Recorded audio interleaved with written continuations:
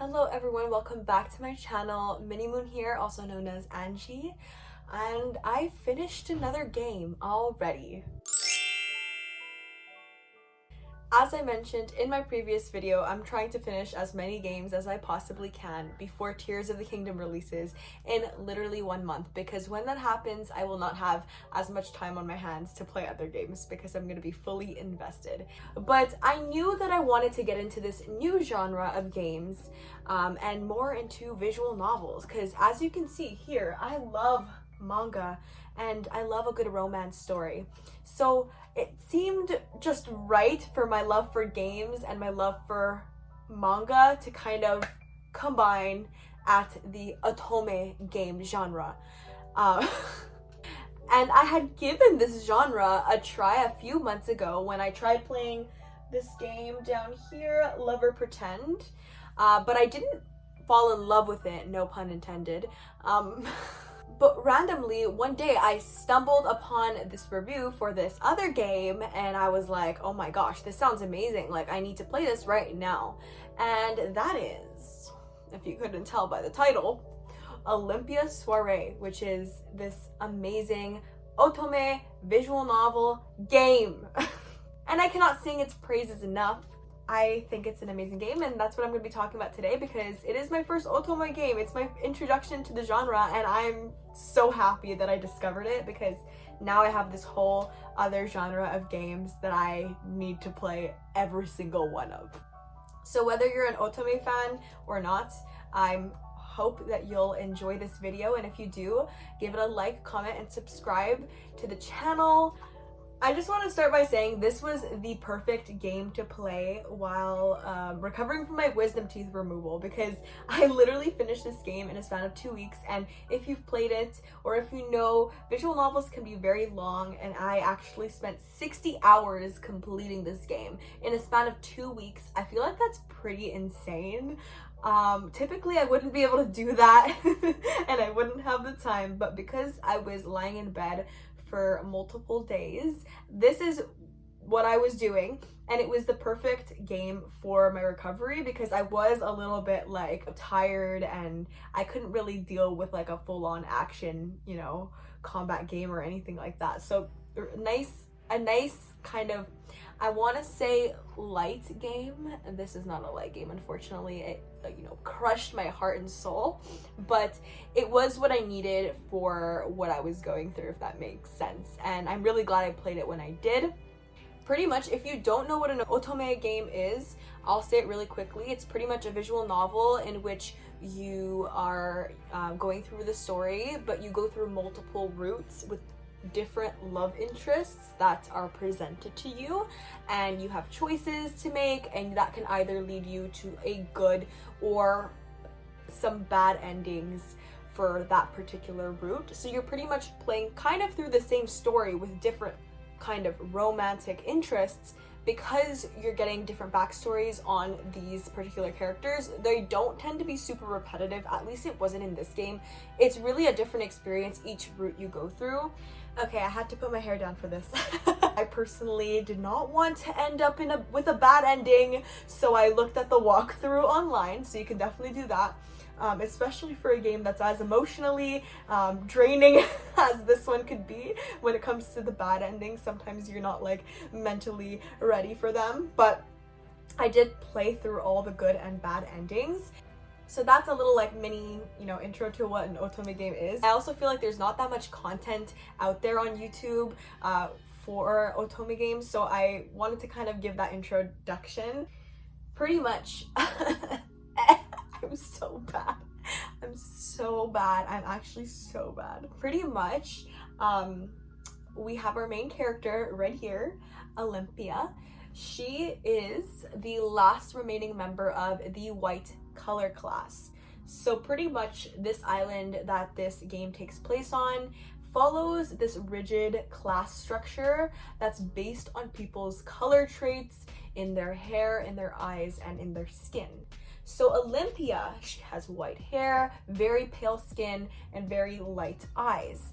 And some sequence of events happen way before the events of this game that made it so that all her fellow white class people were wiped away and she's the last remaining one. So now that she's become 18 years old, it is her duty to keep the white bloodline going, because they're very important to the island as they worship the sun goddess and make sure that sun shines upon the island. And without sun, then everybody would, you know, perish. Definitely some very deep and sensitive topics that might not be for everyone's tastes. It's definitely not a happy-go-lucky game. Like, there's definitely some really serious tones, and that's important to note. But I really love serious tones in my games, in my, you know, manga that I read. I really thought that it was a very interesting, deep plot line. And in terms of the other color classes, obviously we have white at the very top in Olympia, and then there's the primary color classes, which consist of red, blue, and yellow, and then after that there's the secondary color classes, which consist of, you know, colors like fuchsia, cyan, green, jade, kind of like the mixes of the primary colors. And then below that you have the Ku and Otsu classes, which are the last ones who are able to live on the surface of the island. I'm pretty sure those are ones who consist of like multiple color traits. Everybody who is below that, I think people who exhibit even rarer color traits, or just like lots and lots of color traits that are super unique, are kind of shunned from the surface of the island and are forced to live underground in this place called Yomi. Now that sounds really like a really bad place, underground. Yomi is actually where a lot of the game takes place, and it's really beautiful. But the great thing about this game is our main heroine, who I absolutely loved her character. She, you know, is on a mission to bring change to the island because she sees the injustice in the color class system.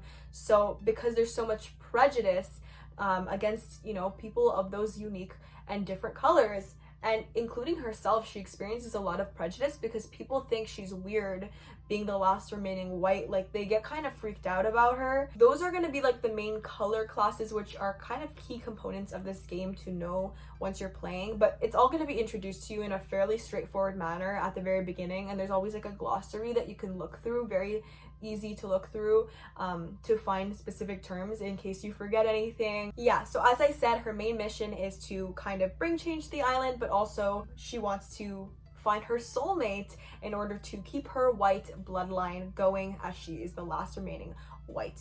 That's pretty much the story. In terms of the love interests and the characters, oh, that's the interesting part, right? So yeah, the first one you'll meet is Akaza, who's right here. He's part of the red color class, so he's one of the primary colors. Now, he's the first one you meet because on her 18th birthday, he actually pulls her aside and is like, hey, you gotta marry someone. And the reason he does that is because he's part of the Kotowari, which is pretty much this organization on the island that's responsible for accumulating as much information on every aspect of the island as possible. And for the Kotowari, it's important that she continues her bloodline. So he is kind of like, you gotta continue your bloodline, you know, like you gotta find someone in the next year or else I will marry you. So off the bat, she does not like Akaza because he's very kind of stone cold and, you know, doesn't show much emotion on his face, and she doesn't like that he just like came out of nowhere and said like, I'll marry you, in like no emotion on his face. But pretty much that's Akaza.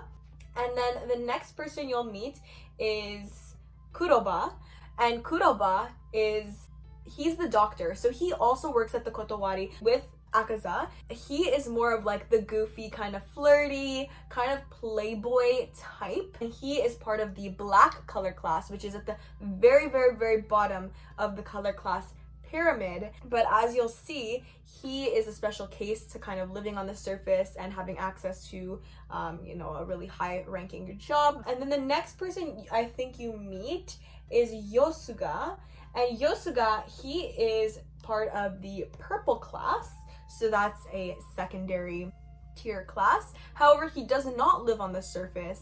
He lives underground in Yomi, and you'll very soon find out all of the reasons why he runs this bathhouse that even people from the surface will come to visit. So it's a super popular bathhouse and it's amazing there. And Yosuga's more of the flirty type, just kind of mysterious, kind of like similar to Kuroba with his flirtiness, but also kind of a bit more mysterious, if that makes sense. The next is, I'll just talk about Tokisada. And Tokisada is your happy-go-lucky dude, because we need a happy-go-lucky guy somewhere in here, right?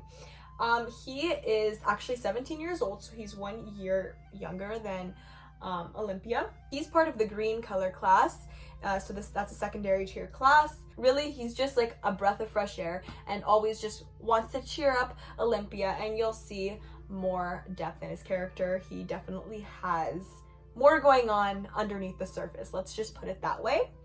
Then there's also Himuka, and he is an undertaker. So pretty much it's his responsibility for putting the souls to rest once people pass away. And he is very interesting and mysterious from the get-go, very innocent and pure, but at the same time has this like really like scary other side, I want to say. But he like has like this interest in Olympia, but Olympia doesn't really understand why. He is very interesting, yeah. And then we have then finally I'll talk about Riku.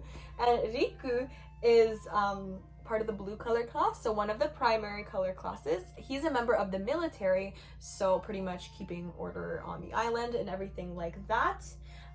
So pretty much the military, they're not the best people, as you'll see, because obviously they want to keep these rigid color classes in check. And once you meet Riku, you're gonna be like kind of annoyed of him because he does follow those rigid like color class, you know, things, but he really has some true character development in his route, and that's why he is my favorite, along with another one who I'll talk about.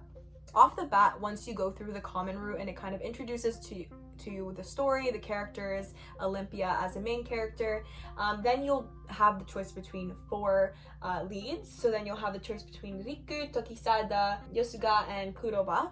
And I would definitely go with the route order that's like online, that is suggested by the writer, because truly you do get more information as you go through each route, so you don't really want to be spoiled off the bat. So I would definitely start with either Riku or Tokisada. I personally started with Riku and he was my absolute favorite, so kind of upset that I started with him, but also it drew me into the game real quick because I loved him. So I would go with the order, which is Riku, then Tokisada, then Yosuga, and then Kuroba. And once you finish those 4 dudes, you'll have to play then Himuka, and then after you play Himuka, you can unlock Akaza. Yeah. Akaza, I love Akaza.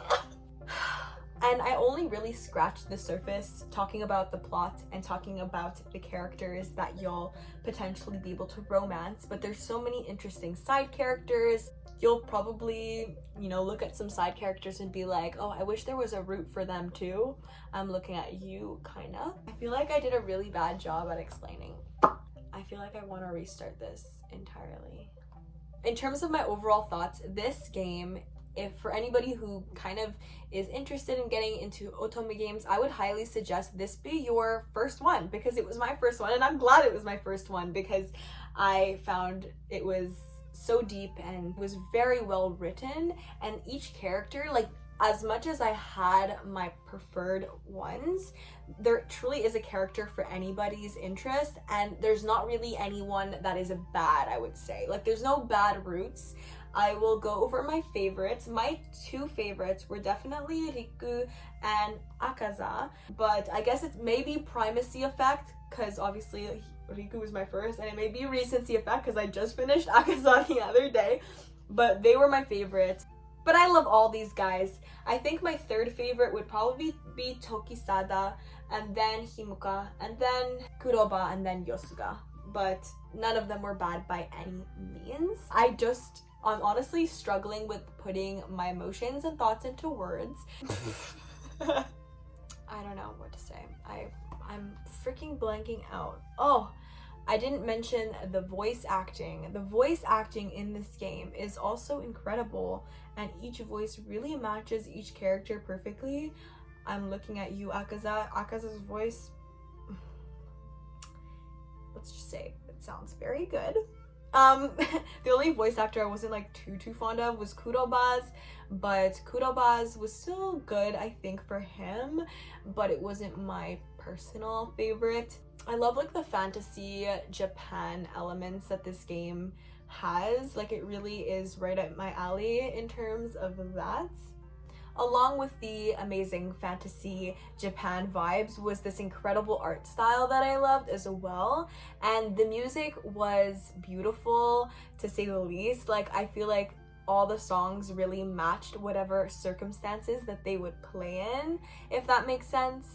And there's just so much mystery of this island that you just want to uncover all the mysteries. And obviously, as you go through the routes, like, you'll eventually, by the time you hit Himukaz, you're gonna, you know, find out more information. And then once you get to Akazaz, you're gonna find out even more information. So you're really like progressively getting more and more details about how this island is operating, and it's super interesting. Let's just talk about Olympia for a second. She's an amazing heroine. I love her kind of fiery character in the sense, but also she has a lot of sweetness and kindness in her and treats everyone the same. She definitely is stubborn and tries to get what she wants, which I love about her. She's so cool. And I love her character design with like her really long white hair, just a very elegant looking. She is amazing. Just want to say that. I'm so bad. I feel like I'm just really bad. I feel like I just hate this. I hate this video. I hate it. This game is definitely not all sunshine and rainbows. There are definitely some bad endings that can be pretty scarring emotionally.